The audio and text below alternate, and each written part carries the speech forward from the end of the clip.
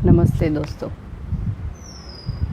आज हम पर्वतासन, जिसको अलग अलग तरीके से किया जाता है, उसका हम अभ्यास करेंगे।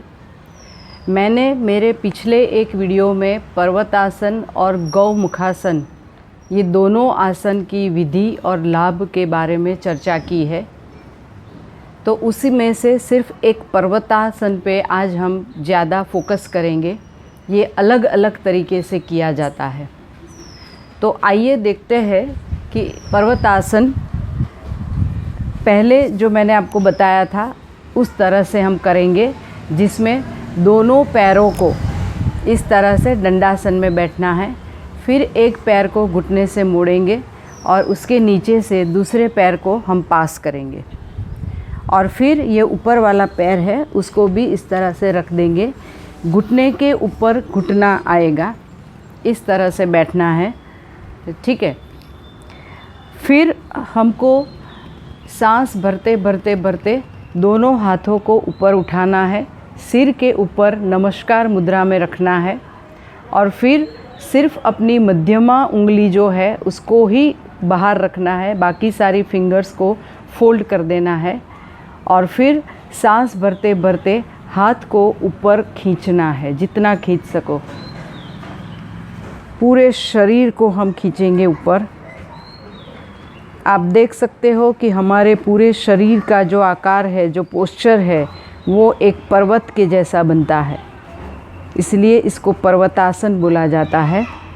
हमारा मन जो है वो पर्वत की तरह बिल्कुल स्थिर बनता है, एकाग्रता बढ़ती है, और हमारी स्पाइनल कॉर्ड को, हमारे पीठ के स्नायुओं को एक बहुत ही अच्छा अपवर्ड स्ट्रेच मिलता है। ऊपर की तरफ हम खींचते हैं तो एक अपवर्ड स्ट्रेच मिलता है। तो ये हुआ पर्वतासन का एक प्रकार। फिर जब आप वापस आना चाहो तो धीरे धीरे धीरे हाथों को सिर के ऊपर रखना है, नमस्कार मुद्रा बनानी है, और फिर दोनों हाथों को साइड से फैला के अपनी सामान्य स्थिति में आना है। दूसरा जो तरीका है उसमें आप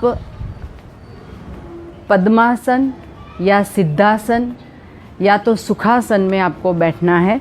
जैसे मैंने अभी सिद्धासन में मैं बैठी हूँ, तो इस तरह से बैठना है। फिर धीरे से शरीर को पीछे से ऊपर उठा लेना है, इस तरह से, और सिर्फ अपने घुटनों पे ही खड़े रहना है, ठीक है। और इसके बाद दोनों हाथों को ऊपर ले जाके नमस्कार मुद्रा में ऊपर की ओर खींचना है। जितना खींच सको उतना खींच के रखना है। अगर आप पद्मासन में बैठ सकते हो और उसमें अगर आप इसका अभ्यास करो तो ये बहुत ही अच्छा है, लेकिन जो लोग नहीं बैठ सकते हैं वो सिद्धासन या सुखासन में बैठ के भी इसका अभ्यास कर सकते हैं। तो ये हुआ दूसरा प्रकार। इसके बाद धीरे से हाथों को सिर के ऊपर रखना है, फिर आगे झुकना है, और फिर आराम से बैठ जाना है। इसको सुखासन में बैठ के भी आप कर सकते हो और पद्मासन में भी कर सकते हो। अभी जो तीसरा तरीका है वो हम सूर्य नमस्कार का जो हमारा एक स्टेप है उसमें हम ये आसन का अभ्यास करते हैं। जो तीसरा तरीका है उसमें इस तरह से हमको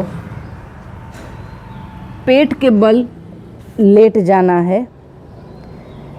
दोनों पैर जो है हमारे, उसको आप जुड़े हुए भी रख सकते हो, या तो फिर उसको थोड़ा सा अंतर पे भी रख सकते हो।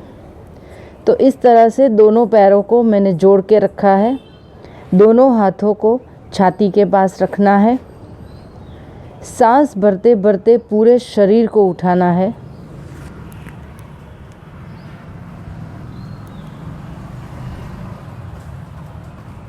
एड़ियों को ज़मीन पे टच कर देना है, और हाथ को अपनी जगह से हिलाना नहीं है।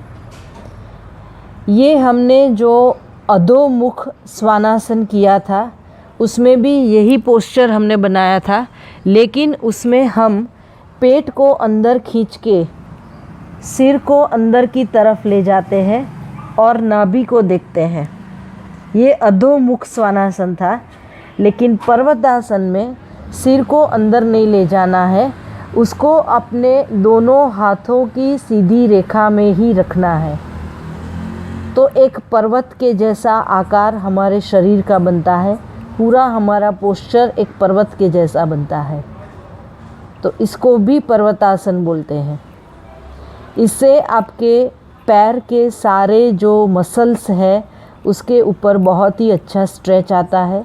साइटिका के लिए ये बहुत ही अच्छा आसन माना जाता है।